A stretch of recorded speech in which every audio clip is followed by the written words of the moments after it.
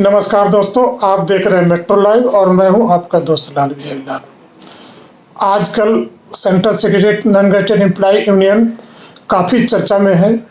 चर्चा में इसलिए है कि ये भारत सरकार के कर्मचारियों के लिए काफ़ी सक्रिय है और सक्रिय इसलिए है कि इनकी मांगों पर सरकार सहानुभूतिपूर्वक विचार करते हुए काफ़ी पे अमल किया है और अभी भी कुछ रह गया है जिसकी गुंजाइश है अमल करने के लिए।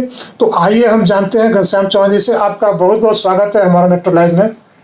धन्यवाद लाल बिहारी लाल जी, जो आपने कीमती वक्त देकर मुझे यहाँ पर अपनी बात कहने का मौका दिया। आप बताइए कि आप केंद्रीय कर्मचारियों के हितों के लिए काफ़ी प्रयासरत हैं, तो आपने अभी हाल फिलहाल में कई मांगों उठाए गए मांगों पर सरकार ने सहानुभूतिपूर्वक विचार किया है। तो क्या क्या आपकी मांग जो है सो सरकार हाल फिलहाल में मानी है? सर, सभी बातों पर तो चर्चा नहीं हो सकती। सरकार ने बहुत सारे कल्याणकारी काम किए हैं, लेकिन उनमें से मैं कुछ का यहाँ पर उल्लेख करना चाहूँगा। सर्वप्रथम, जो वर्षों से पदोन्नति रुकी हुई थी सरकारी कर्मचारियों की कोर्ट केस के चलते, तो उन कोर्ट केस के आदेशों को सरकार ने लागू किया, बहुत तेजी से लागू किया। हजारों लोगों की प्रमोशन हुई, इसके लिए सरकार का बहुत बहुत धन्यवाद। साथ साथ भारत सरकार के इतिहास में पहली बार एमटीएस और सीएससीएस कैडर के कल्याण के लिए कैडर रिव्यू कमेटी की स्थापना की गई, जिसकी रिपोर्ट जल्द आने की संभावना है। हम इसके लिए माननीय कार्मिक विभाग राज्य मंत्री डॉक्टर जितेंद्र सिंह जी, सचिव कार्मिक विभाग, संयुक्त सचिव कार्मिक विभाग और समस्त कार्मिक विभाग के अधिकारी कर्मचारियों का बहुत बहुत धन्यवाद करते हैं, जिन्होंने दिन रात मेहनत करके इस असंभव काम को बहुत कम समय में पूरा करके हजारों कर्मचारियों को एक बहुत बड़ा तोहफा दिया पदोन्नति का। तो आप बताइए कि क्या ये, जहाँ तक मेरी जानकारी है कि भारत सरकार पहली बार एमटीएस के लिए कैडर रिव्यू करने जा रही है, क्या ये सही है? बिल्कुल सही बात है। हमारी इस बार में कई बार बातें हुई हैं, मीटिंग हुई है आधिकारिक तौर पर, और हमने सरकार को नॉन गैजेटेड एम्प्लॉयज यूनियन ने अपनी अनुशंसा दी है, अपनी रिक्वेस्ट दी है कि कल्याण सरकार एमटीएस के कर्मचारियों के कल्याण के लिए इन सिफारिशों को लागू करें।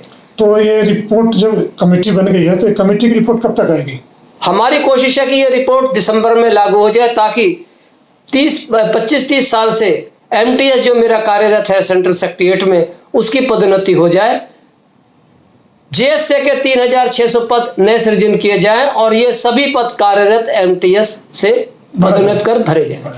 तो आप बताइए कि अभी भी सरकार ने आपकी बहुत सी मांगे मान ली है और अभी भी बहुत सी ऐसी मांगे जो सरकार विचाराधीन है। तो आप बताइए कि आपके भविष्य की क्या क्या योजनाएं हैं, और यानी कि दूसरे शब्दों में कहें कि आपके भविष्य में क्या ऐसी मांगे हैं जो सरकार अभी तक नहीं मांगी है, जिसके लिए आप प्रयासरत हैं? यूनियन के टॉप प्रायोरिटी पर है कि कैडर रिव्यू समिति की सिफारिशें, यूनियन द्वारा दी गई सिफारिशों के साथ दिसंबर 2023 तक रिपोर्ट आ जाए और वो लागू हो 2023 में ही हो जाए।